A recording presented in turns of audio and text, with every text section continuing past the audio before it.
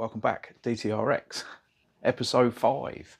Now, you probably think it's taken 2 weeks to do a Cambelt, and that's not the case. This is day 2 in the garage of doing this, or evening 2. But I want to get a week ahead of filming again, so I'm not rushing around on the last night before it's posted, doing all the editing. So in this one, we'll be putting it back together. Hopefully, at the end of this video, we'll have a running golf. So check it out.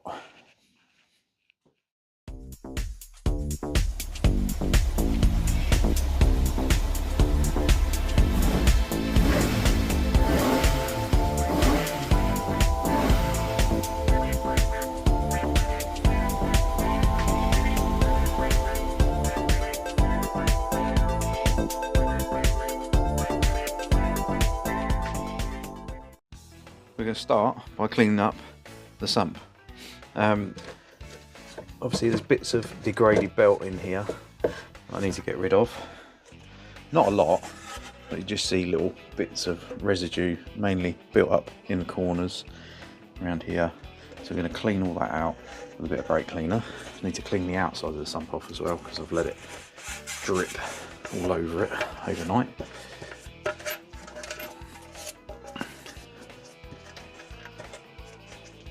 And then hopefully, once this is all clean and back together, no more oily mess underneath. It is a diesel, it'll probably start leaking from somewhere else anyway, but we'll give it its best shot. Clean that for there. Brake clean up.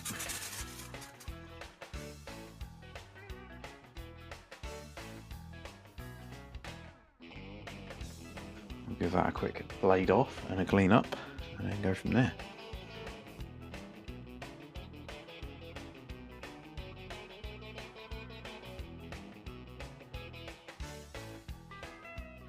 It's actually got quite an aggressive pattern on the top, where you can see it's been refaced, probably when it was built. I don't want to get into that too much. I might leave a little bit of sealer residue behind, as long as it's dead flat.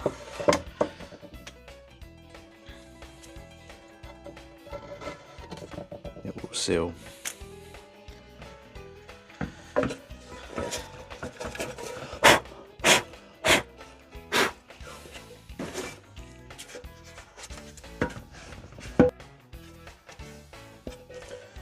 Clean up the underside of that now.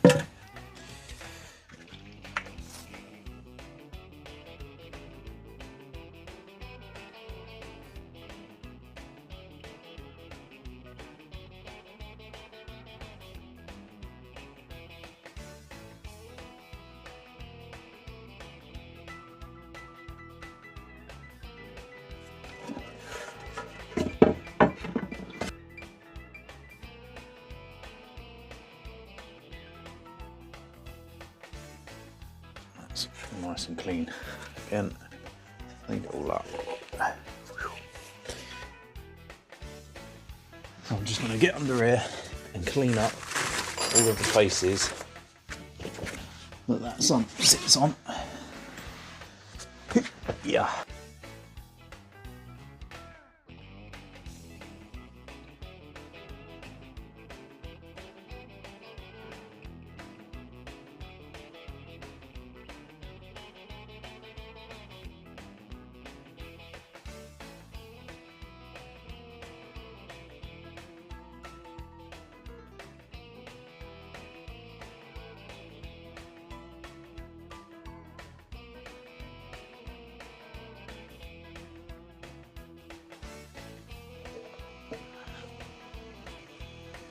So we're now going to fit our wet belt. Just going to wipe off a bit of that and a bit of that.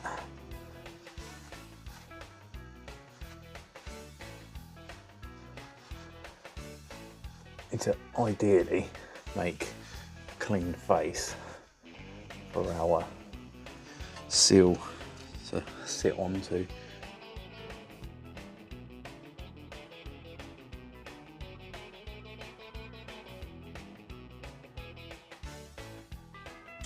It's on there like that. We don't want to be doing all this work and then find out we've got to redo it all because it leaks or there's any other issues. There we go. Clean all that off. Go ahead and put our oil pump belt on. Goes on that end first, like so, and then up and around the teeth on here.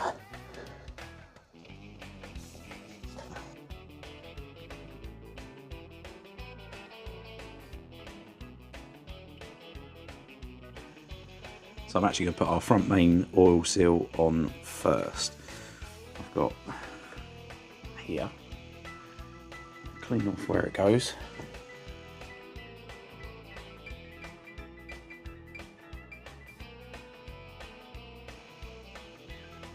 So that's that bit. I'm just going to very carefully place that on our centre. Like so. And that'll find its home there. Nice bit of splurge around the outside is what we're looking for. And then bolts can now go back in.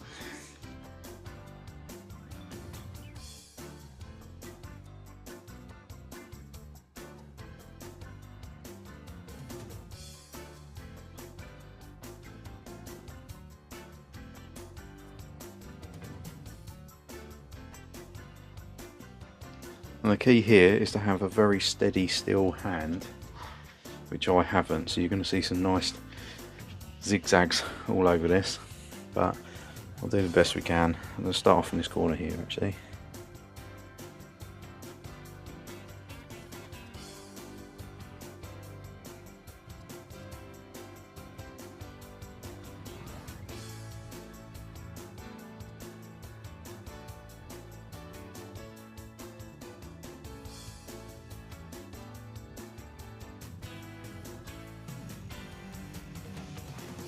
So there we are. We've got our new front main oil seal and plate on. The sumps now all bolted up. Then we've got them two little Allen keys that go up at an angle. They're back in. Maybe good fun to get started. We'll just sort of let the Allen key go slack and then wind them in from there. We're now ready for our bottom pulley to go on, which will wiggle on, something like that I guess. There we go. I'll bolt on.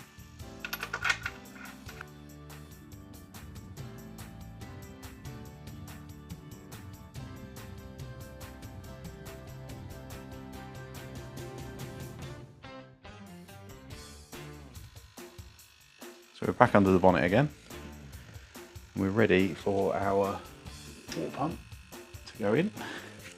Now, I'm just going to wipe off the face in which the water pump seals with a bit of rag coated in brake cleaner.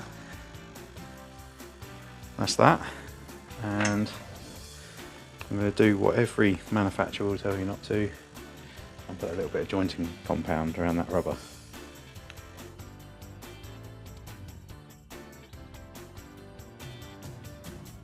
And they've got a sensor on this one.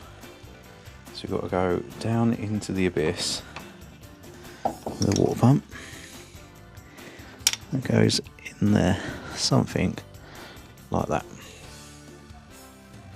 So here we go, belt's on. You see our timing pin on the injection pump is still in its location. The timing pin on the camshaft pulley is still in its location into the head. And our bottom pulley is still on. Now what you're aiming for on this tensioner is for that little pointer to be bang in the middle.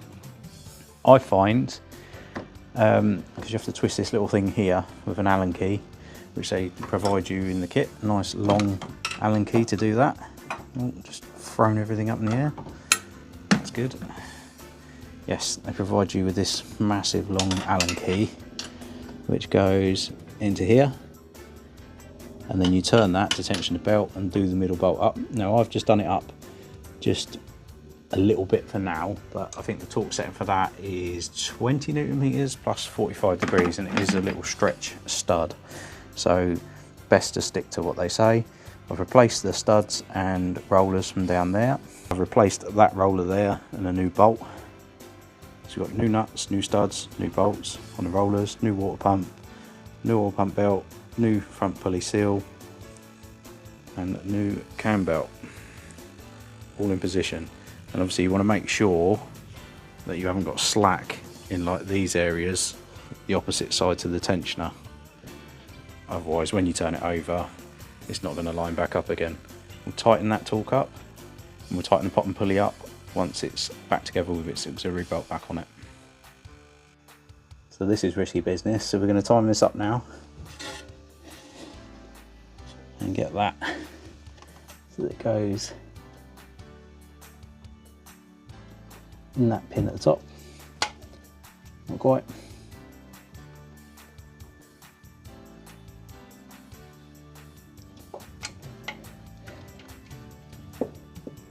Still not there.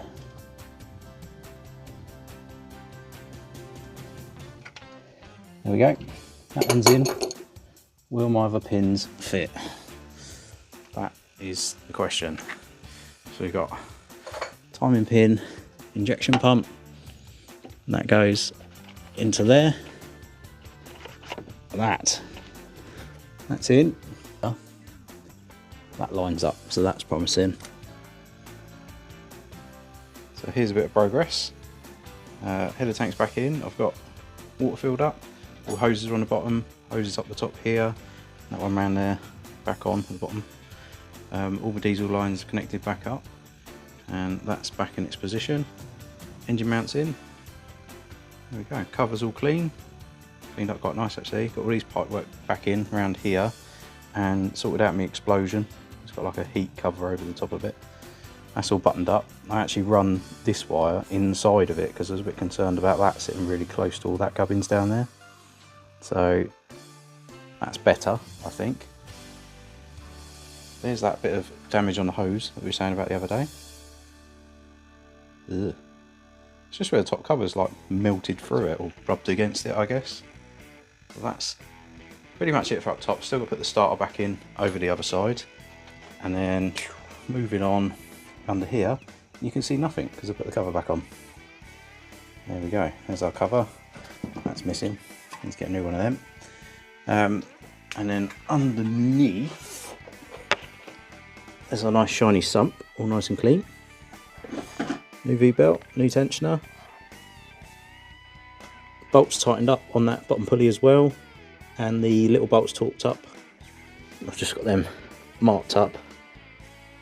Yes, I did use the old bolt. Never mind. So hopefully that stays nice and dry. I'm going to leave the under tray off to see any progress with that. There you have it, that's that.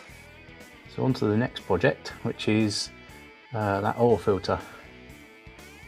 Need to take that out of there, swap that over, probably drip oil all over a nice clean sump again, because I forgot to take it off earlier, but never mind. So we've got our filter housing on there, and our new oil filter, slightly different design. First you want to pull that out of there, and then use the old box if you want to throw that in there. What have we got in the way of, so there is a little seal in here, and do you know what, I think for the record we're just going to change it. We've got our little bung out like so, and there's our little O-ring that we've got to change.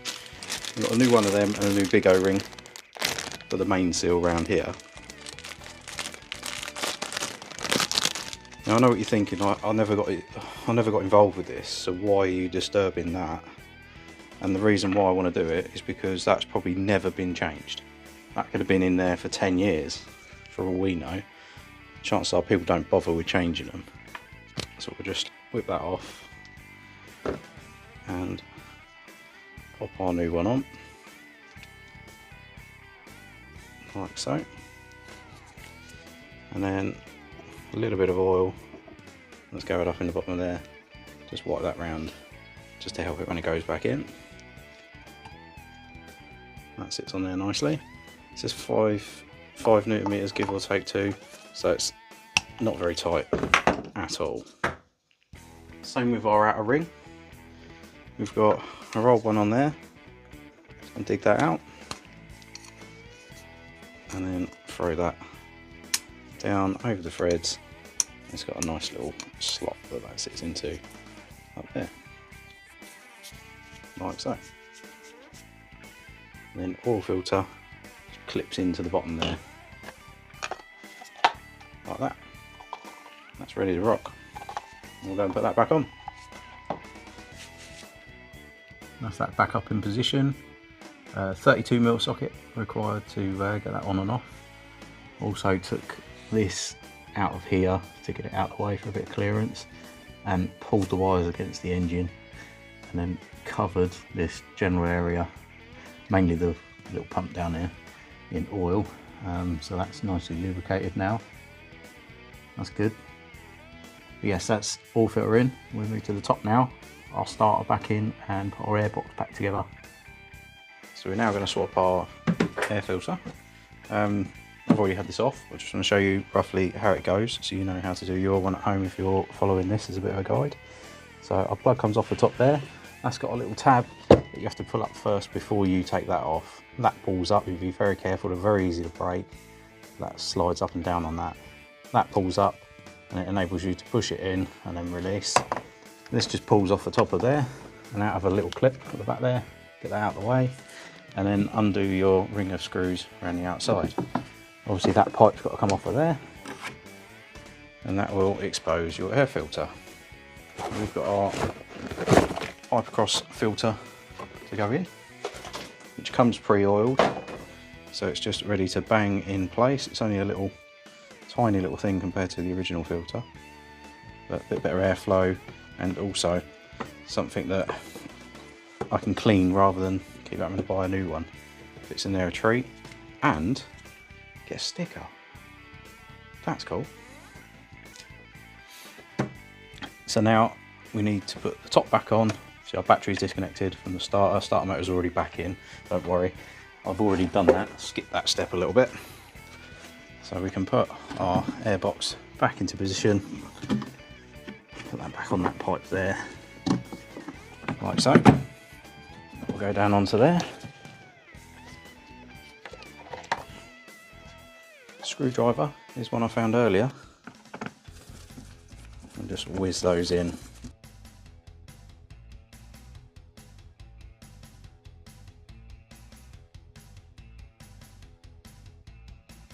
We've got to get this clip back on. We've got a handy pair of these pliers which are for doing these clips, but if you haven't got any of them, you can use a massive pair of mole grips or water pump pliers, anything you can get your hand on really, just to pull them together to release it. See, that's on there, that's not coming off, and then that clips down onto there. Don't forget to push the little tab, and that can't fall off. And then our little pipe goes on there, squeaky, back into there. Done.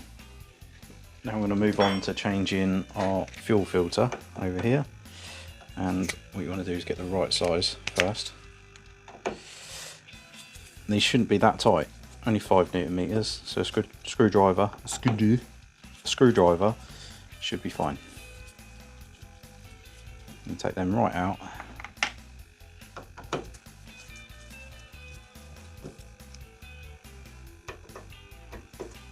Like so.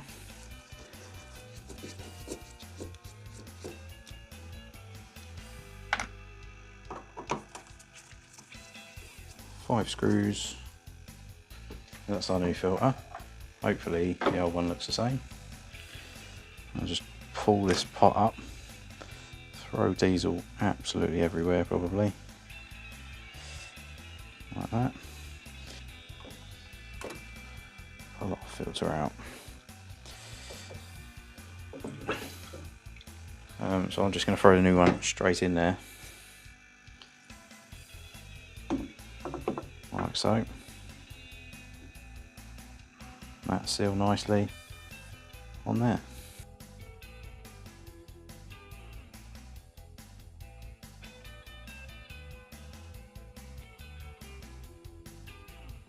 Here we go. That's that bit done. We'll pour some oil in, hook up our battery, turn the ignition on and see what we got in the way of noises going on over here. If there's no noises, then we'll try and find the return, which I think is that one there. And then we'll suck some fuel through the return. If you can get diesel up to here with no air in, then it will run and then it will pull itself through, theoretically. So we've got our oil here, and the information I've got is that this oil needs to meet the standard of VW 50700, which is written on there, and it's Castrol 530 LL Edge. 4.7 litres I think it says it holds, so we'll put 4 litres in and see where we're at on the dipstick. So we'll try and get some in there without spilling it everywhere. If the bonnet's up high enough. Our little bonnet strut has died, unfortunately. RIP bonnet strut. I'm going to have to get a new one of them, otherwise it's going to hit me in the head every time I want to work on it. That's far from ideal. So, have we got enough room to actually get this in here without throwing it everywhere? Probably not.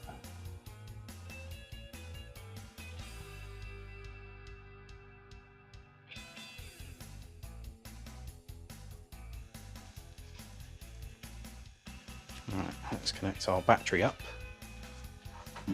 see if any sparks fly.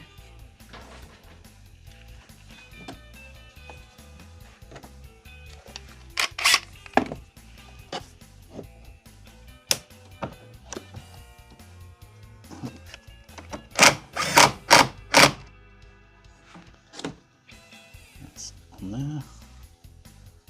That's on there. How does that go?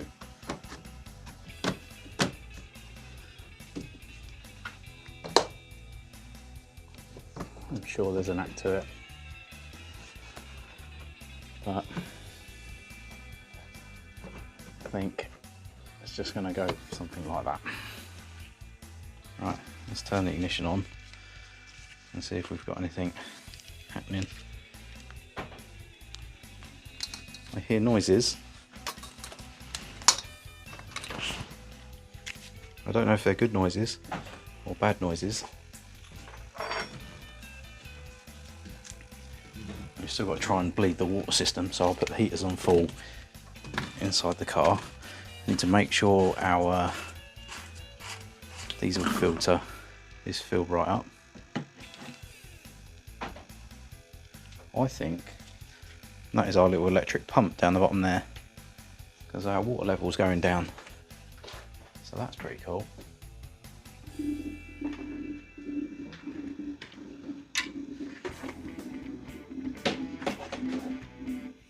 So it's all of a sudden just got very thirsty.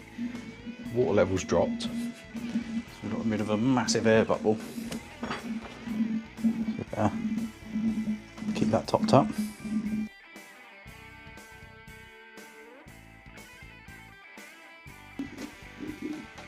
Still going. So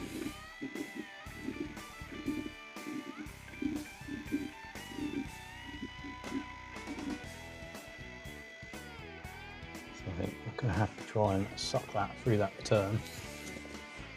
Maybe.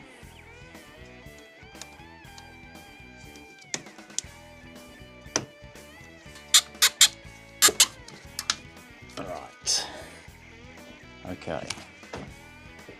So what I use is an old school pump. Now I'm just going to shove that at the end of there, like so, and pump away.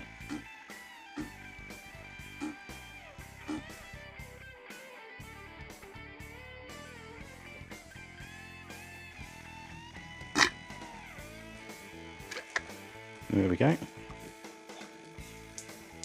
That's our diesel through. And now we know there's diesel at the return. We know that that is full of diesel, and all our pipework up here is also full of diesel. Whether that's a Volkswagen approved method, I don't know. Probably bring another warning light on the dash, I reckon.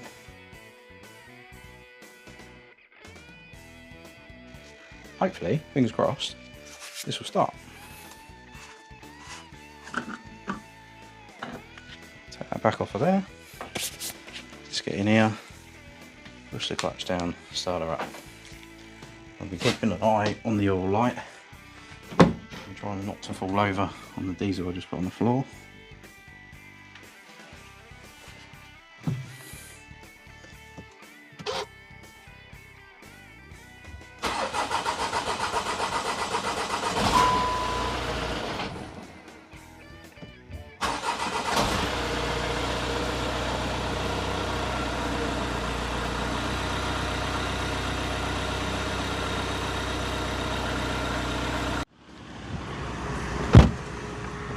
So we're just going to take this for our maiden voyage, try and get it hot enough for some heat to come through. I can feel that's starting to come through warm now, so that's a good start.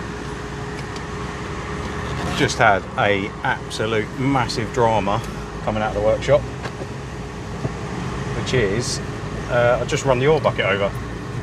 So there's a massive explosion of oil outside the front of the workshop, which I've got to go back and clear up. So that's great. Yeah. Seems to drive all right. We've got adaptive cruise controls having a bit of a fit at the moment. I don't know what that's all about, but it'll probably reset when it picks up a few cars. It might be where I've had the battery disconnected. We've got the blowers on full, so it might be a little bit weird in here. But yeah, at the moment, all is well. We're going to run out of fuel soon, so that's good. I mean, it goes all right.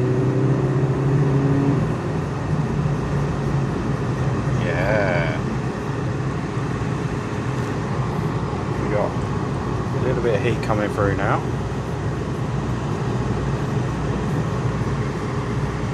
What more could you want from a road test? Don't run your oil bucket over. That's the lesson of the day, guys. Make sure you move the oil bucket before you drive the car out. Otherwise, it makes a bit of a mess. It's a very big mess.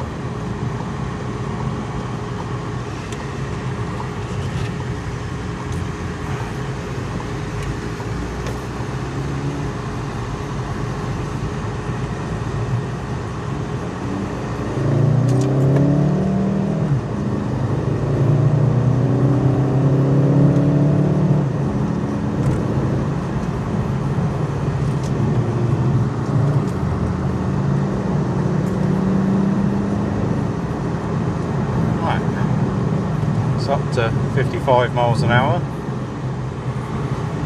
ish. Goes alright. Changes gear on the little flappy paddles. Happy. So that's it for this week's video.